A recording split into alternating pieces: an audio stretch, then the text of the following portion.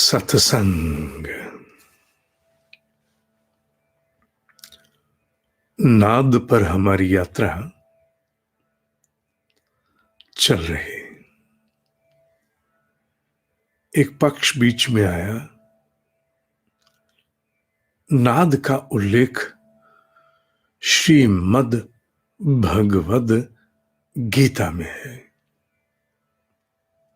नाद अर्थात वो अनहद ध्वनि, वो गुंजन जो साधक को अपनी साधना की गहराई में स्वतः समानांतर रूप में सुनाई पड़ना आरंभ हो जाता है, जो अपने आप में आश्चर्य का कारण बनकर उपस्थित होता है। ऐसी ध्वनि जिसे मैंने उत्पन्न नहीं किया, मुझे सुनाई कैसे, क्यों दे रही है, उसी को नाद का गुंजन, उसी को अनहत ध्वनि कहा गया। द प्रिमोर्डियल साउंड, जो ईश्वर द्वारा रचित इस पूरी सृष्टि के गर्भ का मूल है, पहले से ही विद्यमान है। उस अनहत नाद की ध्वनि को साधक अपने भीतर सुनता है। वो ध्वनि हमारे भीतर के तत्वों से टकराकर, हमारे भीतर के प्राण के भ्रमर से टकराकर अपने आप को, अपने स्वरूप को बदलती है। जब वो पृथ्वी तत्व से टकराती है, मूलाधार से, ध्वनि कुछ और। जब वो जल तत्व से टकराती है, स्वादिष्ठान से, ध्वनि कुछ और। जब वो अग्नि तत्व मणिपुर से टकराती है, तो ध्वनि कुछ और। जब वो वायु तत्व से टकराती है, अनहत, तो कुछ और उसी प्रकार जब वो आकाश तत्व, विशुद्धि से टकराती है, तो ध्वनि और ये सारी ध्वनियां एक हो जाती हैं जब ये चली जाती हैं पांचजन्य ऋषिकेशो अर्थात आज्ञा चक्र में। श्रीमद् भगवद गीता के श्लोक 15 और 16 में इस नाद ध्वनि का संकेतात्मक उल्लेख है, और संकेत बड़ा गुह्य, एनक्रिप्टेड है। यूं केवल अक्षर पढ़ जाने, शब्द पढ़ने से समझ नहीं आता। यहां पांडवों के शंखों के नाम हैं। प्रत्येक पांडव कृष्ण सहित युद्ध से पूर्व अपने अपने शंख बजाते हैं। उन शंखों के नाम हैं, और वो नाम अपने आप में वो रहस्य संजोए हुए हैं, जो प्रक्रिया साधना के अंतर्गत साधक में नाद अनुसंधान में होती है। जैसे जैसे नाद के अनुसंधान में तत्व अनुरूप चक्र अनुरूप उत्कर्ष प्राप्त होता है, बदलती हुई ध्वनि का यहां उल्लेख है। तो मैंने कहा ना, गुह्य है, इनक्रिप्टेड है, स्पष्ट नहीं है। ऐसा स्वरूप नहीं कि देखते समझ में आ जाए, नहीं। श्लोक कहता है, और श्लोक में भी एक और रहस्य भी है। पांचजन्यम ऋषिकेश है देवदत्तम धनंजय। दो शंखों के नाम हैं।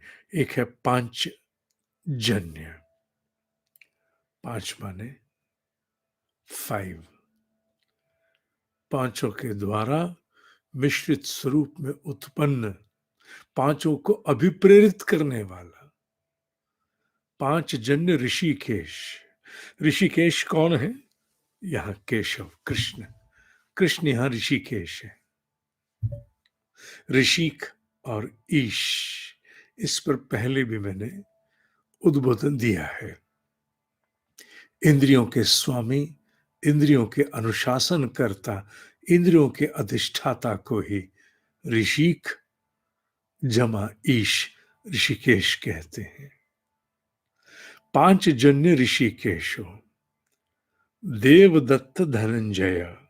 देवदत्त नाम है धनंजय, अर्जुन के शंख का।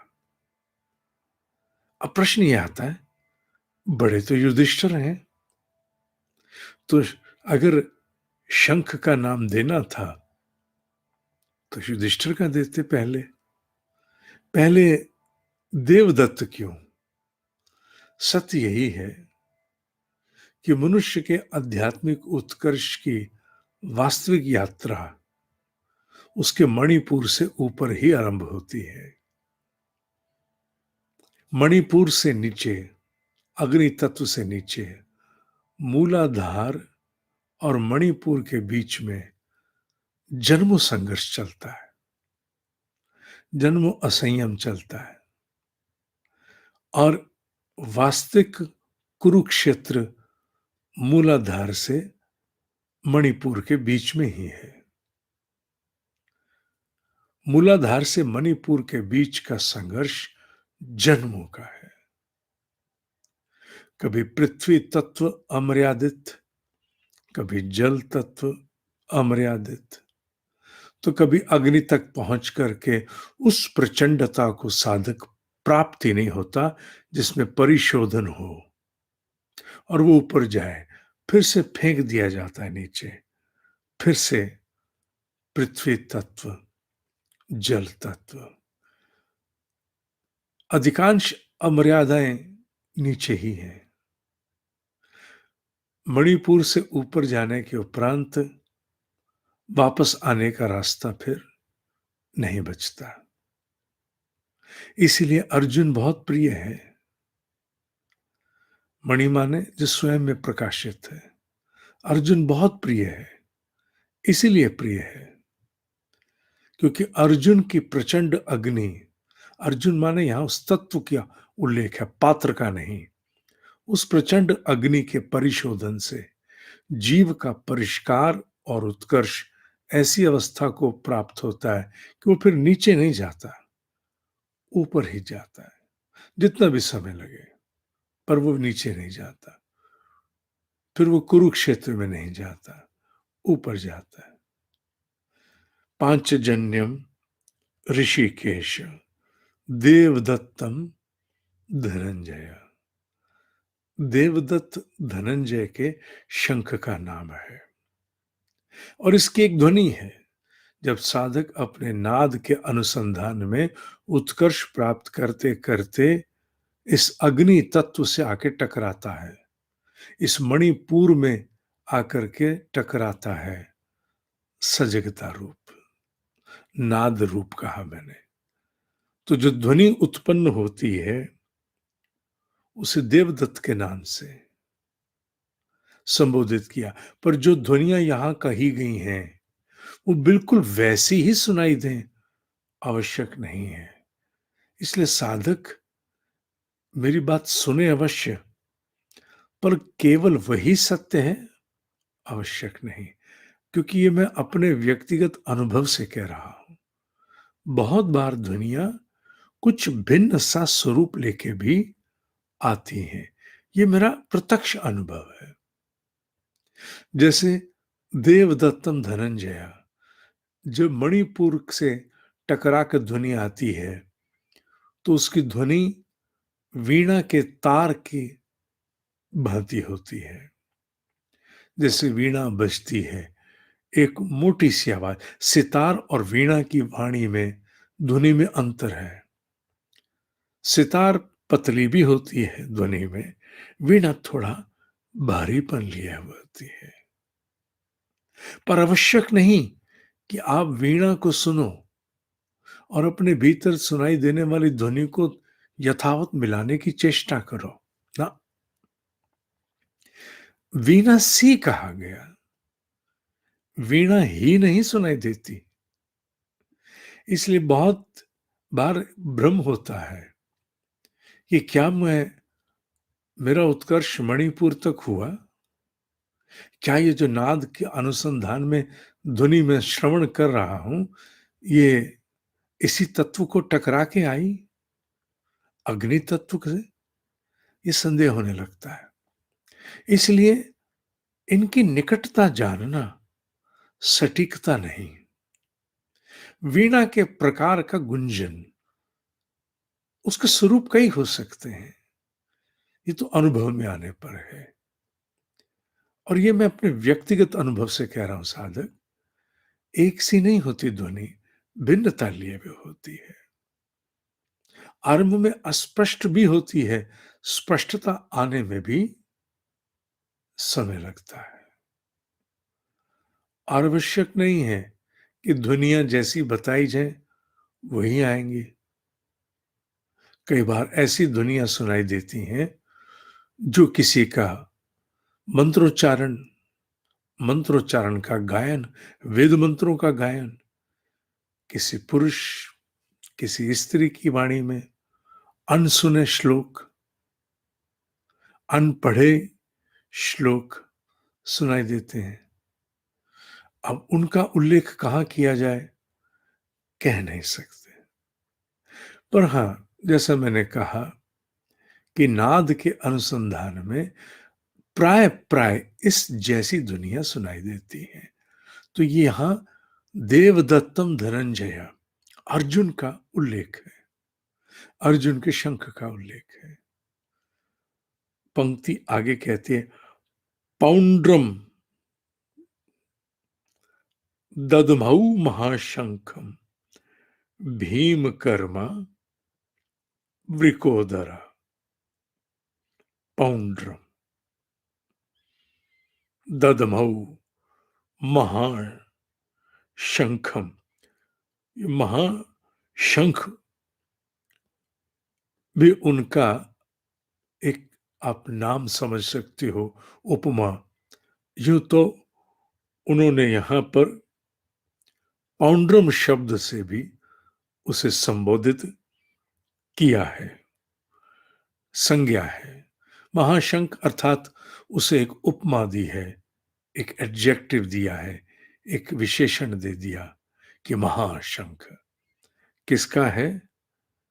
ये भीम कर्मा या भीम शब्द भीम के नाम से नहीं, नाम अलग दिया उन्होंने। उनका नाम, किसका नाम क्या है? वृकोदर। भीम करना माने भयंकर, टेरिफाइंग। पौंड्रम नाम का शंख बजता है, ददमऊ बजता है, महाशंख पौंड्रम नाम का, भीम कर्म, टेरिफाइंग, भयंकर। किसका? वृकोदरा। वृकोदर किसे कहा गया? ये भीम का नाम है। वृक माने अग्नि, उदर माने पेट। अग्नि किसके पेट में रहती है? वायु के। No air no fire.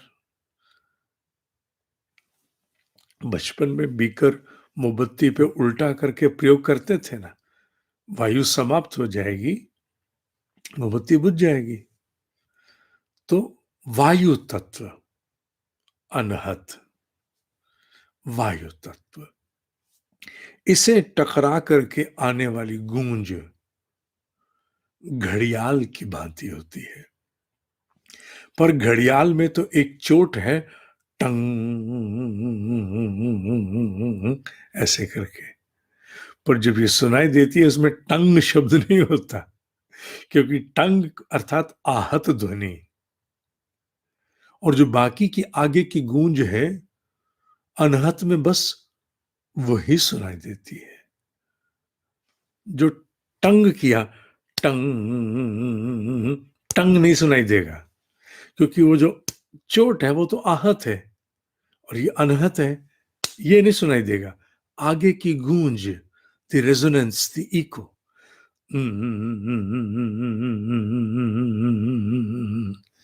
ये सुनाई देगा।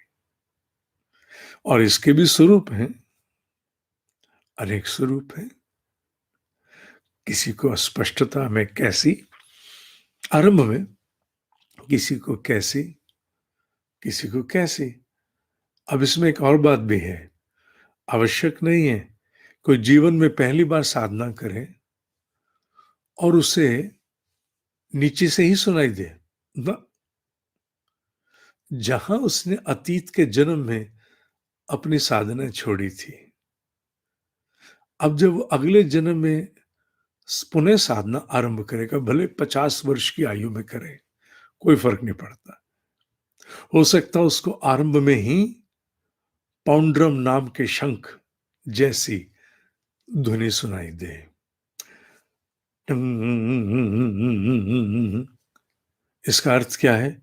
इसका अर्थ है कि उसने अब अपने अनहद से ही, यहां से ही उसका उत्कर्ष आरंभ हो गया। वो नीचे हो आया, कर आया।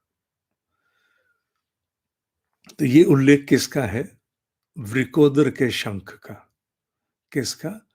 जिसके पेट में अग्नि। कौन? वायु तत्व। कौन? जिसमें हजारों हाथियों का बल। कौन? प्राण शक्ति। आज एक ही श्लोक लेंगे। पांचजन्यम ऋषिकेश है, देवदत्तम धनंजय, पौंड्रम ददमहु महाशंखम, भीम कर्म वृकोदरा। ये नाद का उल्लेख है। इसे केवल पढ़ करके, शंखों के नाम सुन के आगे बढ़ जाने से विज्ञान नहीं खुलता।